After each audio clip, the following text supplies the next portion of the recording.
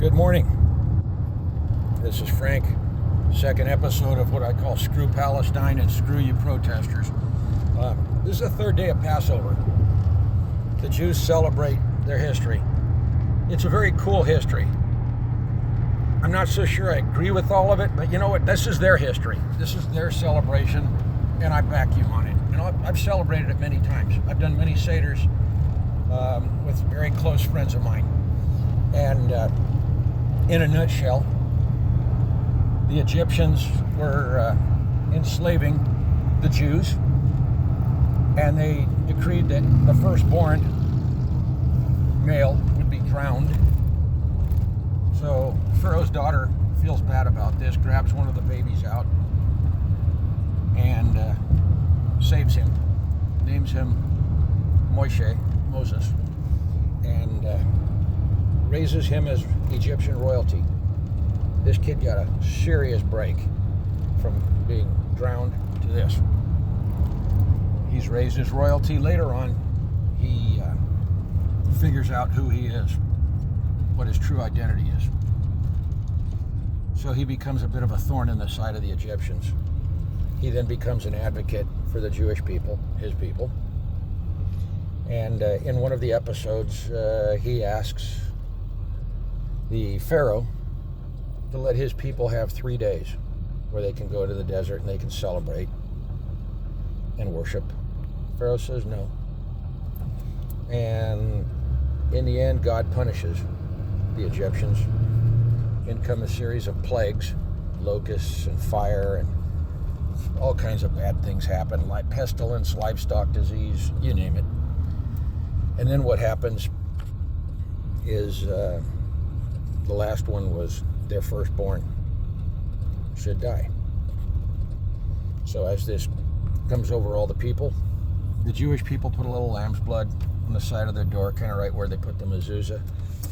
And that way the spirit knew not to kill their firstborn. And fast forward on this, he then leads them, this is in the book of Exodus, leads them to leave Egypt's land and go to Canaan. That's why they're called the Canaanites. So on their way back to their holy land, which is Israel, 40 years through the desert. And the Pharaoh finally relents and says, yeah, go ahead, you can leave. And then from there, he changes his mind apparently and decides, no, you can't leave, so he goes after them. Moses parts the Red Sea, the Jews escape, and as the soldiers come out after them across the seabed, the sea closes back up and drowns them. It's a very beautiful story. So they celebrate. They celebrate by eating unleavened bread, and for typically 7 days in Israel, 8 days everywhere else. First 2 days, you're very observant. Last 2 days, you're very observant. You don't, just like on any other Seder, Friday night to Saturday night, no electricity, nothing mechanized. You don't draw water. You use candles. And at the beginning of this, they'll take a candle, go through the house, take a bag, and bag up all the leavened products. So it's kind of interesting. Where I'm heading with this is they celebrate running away from a fight, fleeing persecution. And there's a time for a strategic withdrawal, a tactical retreat. There's a time. I don't think this is the time now.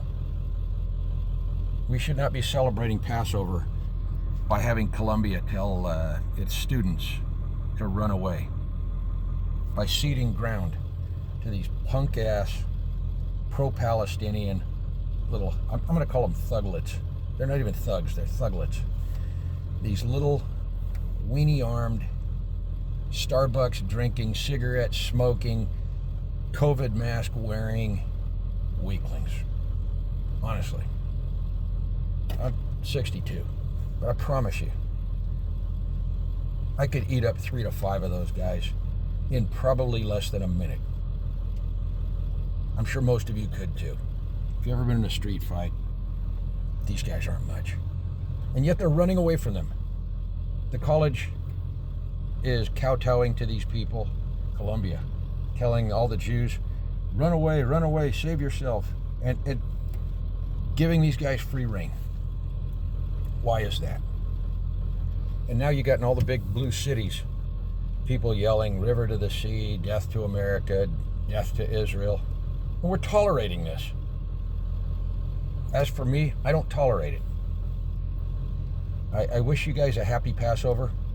I wish you guys peace, love, harmony, all the good things. I stand with you, Israel. I stand with my Jewish brothers. But I don't think we need to run away from these guys. I thank God I live in a tiny little town, and because I'll tell you what, that crap would not fly here. If you ever want to see how it really works, I would invite all you pro-Palestinians to come to my little town and try that. We would eat you and crap you out so fast it would make your head spin. So if they try to block you in traffic, keep driving. Drive. They don't have a right to hold you prisoner. You don't have to pretend you're scared of these guys. Again, these are 19-year-old weaklings. They're gutless, they're nutless. The meanest ones are probably the women, just because they're obnoxious. But you don't have to be afraid of them. Run right through them. That's my advice. Again, blessed are those who are persecuted for righteousness' sake. This is not it. Eat these people up and crap them out. Thank you. I love you. Happy Passover.